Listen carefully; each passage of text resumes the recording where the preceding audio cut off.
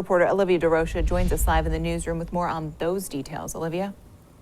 Tiffany and John, Rhode Island is getting $45 million from this settlement, and that's $25 million higher than the original deal. And that's because the states involved in this lawsuit argued Purdue and the Sackler family needed to pay more to hold them accountable.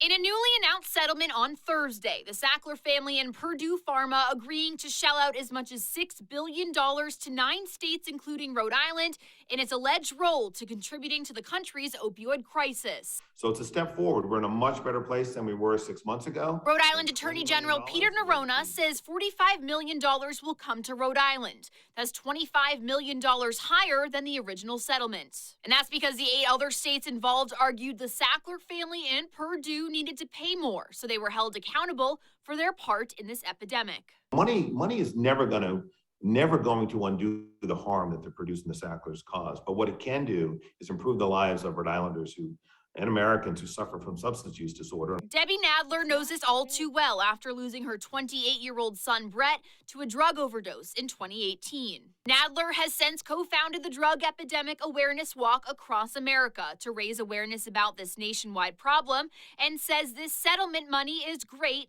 if it's used correctly. Whatever it may be, we all experimented. The problem is today, you can't experiment. It's one try and you can die. Nadler says it's clear from the devastating trends across the country, this money needs to be used in new ways. She says, including educating kids in schools as young as kindergartners. The states can't give money to the same things that they were giving states to in the past because it's not working. We have to think outside the box.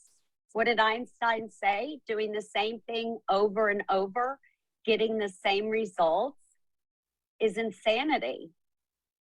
And part of how Rhode Island plans to make sure this money is being used effectively is by creating committees with community members, health officials, and experts to ensure a variety of opinions. Now, there's no word yet on when these committees will be chosen or how you can get on one.